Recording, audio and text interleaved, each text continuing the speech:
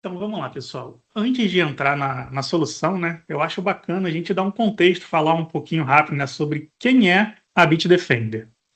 A Bitdefender ela foi fundada em 2001 na Romênia e hoje ela é uma empresa global, né? Ela está presente em mais de 170 países, protegendo milhões de usuários e empresas ao redor de todo o mundo. Então, ao longo desse tempo, a Bitdefender ela ganhou bastante relevância, né?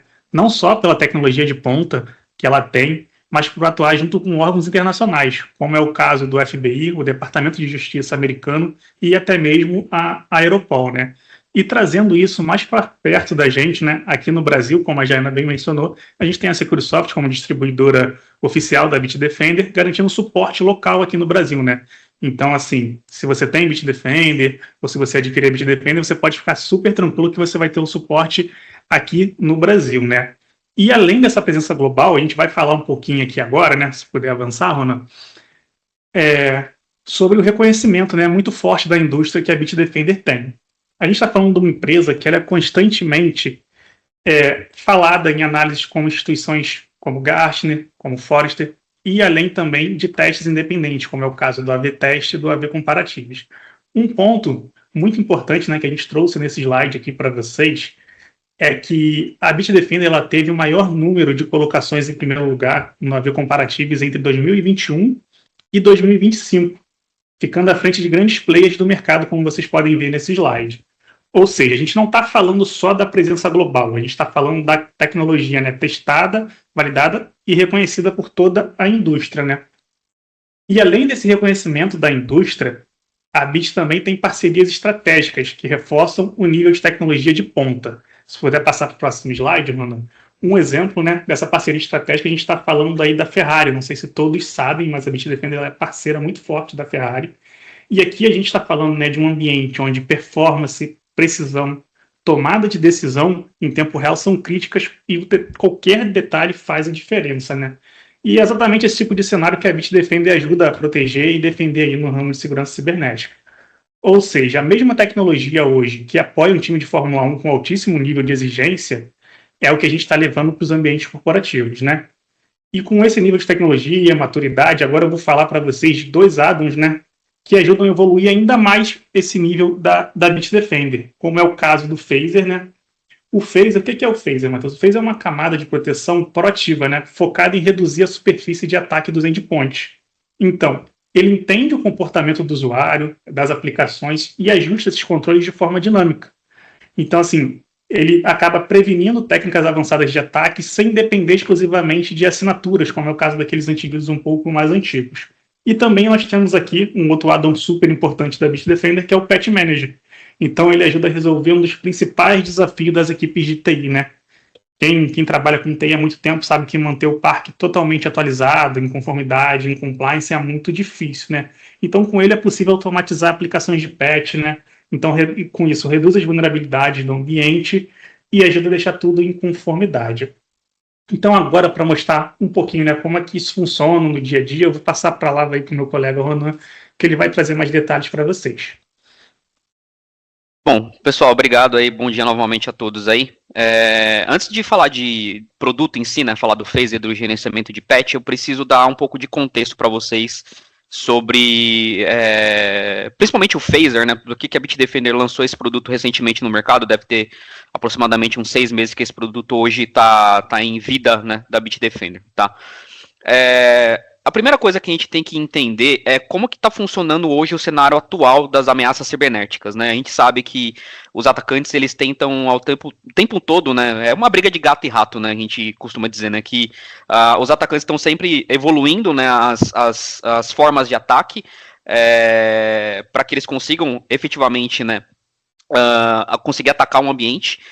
Então, principalmente empresas aí que têm grande visibilidade, né? Ou mesmo uma empresa um pouco menor ali que tem pouca defesa e às vezes tem algum colaborador que às vezes saiu e não está muito contente com a forma como ele saiu, ele quer atacar a empresa. Então, existem uma parafernália técnica, vamos dizer assim, que a gente entende dentro da Deep, da Dark Web, que você consegue basicamente adquirir isso, né?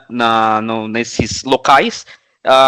E tem até suporte dessas pessoas, né? Essas pessoas dão suporte para a ferramenta e você consegue de forma com relativamente pouco conhecimento técnico fazer um ataque em algumas empresas aí que você deseja fazer esse ataque, né? Então, a gente sabe que esses ataques estão mais sofisticados e direcionados, ou seja, quanto mais direcionado o ataque, provavelmente ele vai ser mais avançado, ou seja, ele vai tentar explorar várias vulnerabilidades ou brechas do seu ambiente, né, de forma bem inteligente, né? Às vezes ele pode conhecer até o seu ambiente, e isso facilita na parte de como o atacante vai atacar a sua empresa.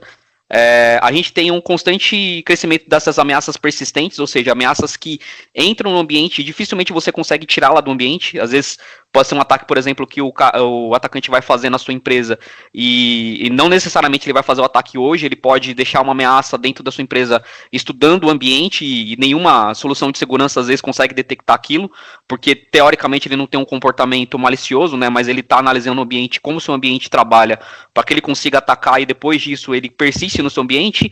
A gente costuma dizer que, às vezes, quando uma empresa é atacada, por exemplo, por um ransomware, ela pode ser um alvo novamente desse ataque, porque como o atacante já sabe mais ou menos como é que você trabalha na questão defensiva, ele consegue, de certa forma, bypassar esse aparato técnico que você colocou, e se você não fortaleceu o seu ambiente, não mudou a forma como você se defende, o atacante consegue fazer um ataque mais efetivo dentro do seu ambiente, tá?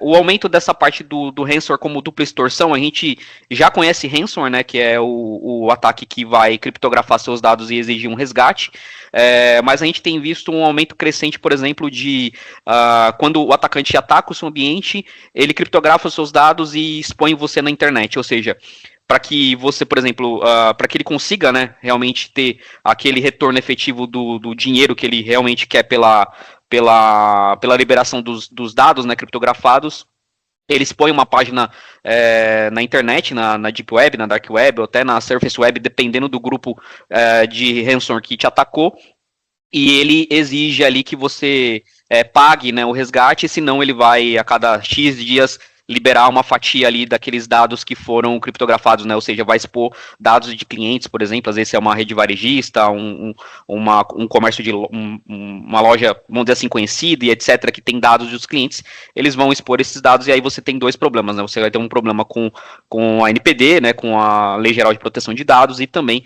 né, se você não pagar o atacante, provavelmente ele vai continuar expondo esses dados seus ali na internet, tá?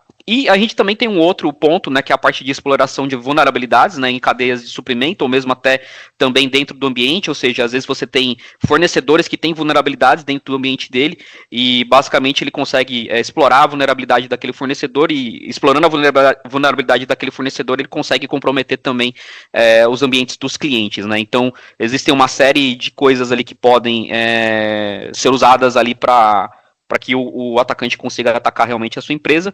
E a gente tem um desafio, né, que essa abordagem tradicional de segurança que a gente conhece, né, de sempre ser reativo, vamos dizer assim, de tomar uma ação só quando o ataque acontece, ou quando a gente vê alguma vulnerabilidade propriamente dito que exige algum pouco mais de atenção, ela já não é mais, vamos dizer assim, ela não é suficiente, porque, como eu falei para vocês, o atacante ele sempre está estudando uma forma de atacar a sua empresa, então se você não estudar uma forma de prevenir esse ataque, ou de colocar defesa dentro do seu ambiente, estudar defesas, formas de defender seu ambiente, você basicamente pode ser um alvo de um ataque, tá? E aí, dentro dessa questão técnica, né, a gente tem essa questão que a gente chama de superfície de ataque, né? Então, o que é uma superfície de ataque? Uma superfície de ataque é qualquer ponto, né? Pode ser um usuário, pode ser um software, pode ser uma interface, um hardware, qualquer coisa que possa ser um ponto que o atacante pode utilizar para te atacar. Às vezes um AP vulnerável dentro da sua empresa, um switch vulnerável, uma máquina vulnerável, um usuário vulnerável, né? Por exemplo, aquele usuário que constantemente fica clicando e-mails ali com links maliciosos, etc, né? Ou qualquer tipo de link, né? Ele pode ser uma superfície de ataque. Então ela está em constante evolução e vamos dizer assim, existem fatores ali que expandem essa evolução, né? Como a questão de você ter o home office em casa, né? Então você perde o controle da máquina, você perde o controle, entre aspas, do usuário, você não consegue implementar os mesmos controles que você tem na sua empresa na casa do usuário, enfim, você tem essa questão, né? A infraestrutura hoje ela está muito volátil, ou seja, ela não necessariamente ela fica no mesmo lugar por ad eterno, né? Às vezes você tem uma infraestrutura local, por exemplo, quer migrar para a nuvem, e aí você tem os desafios de colocar uma proteção na nuvem, quais proteções eu coloco, elas são realmente eficazes, é diferente ou não da proteção que eu vou ter no meu ambiente local, muda alguma coisa ou não, né? Então você tem que ter um estudo ali para colocar uma proteção ali fora do seu ambiente. Hoje, na verdade, não é novidade, né? Você tem os IoTs que são dispositivos que conectam na internet, pode ser um ramal, uma geladeira que você pode colocar na sua empresa que tem uma interface de rede, vários dispositivos ali, celulares do próprio colaborador que você não consegue colocar uma proteção. Tudo isso colabora, né, para esse fator de você ter uma superfície de ataque ainda maior na sua empresa ou na localidade que você trabalha. E aí elas podem ser, vamos dizer assim, de maior gravidade ou de menor gravidade, a depender de quanto você tem de cada item dentro da sua empresa. Tá? Isso é vamos dizer assim, um benefício da expansão, né? Ou seja, você tem diversas formas ali de colocar o seu ambiente para funcionar, mas você tem os desafios ali que eles exigem, né? Vamos dizer assim, uma atenção maior para que você consiga, vamos dizer assim, reduzir essa superfície de ataque, ou maior, quanto mais você conseguir reduzir, melhor.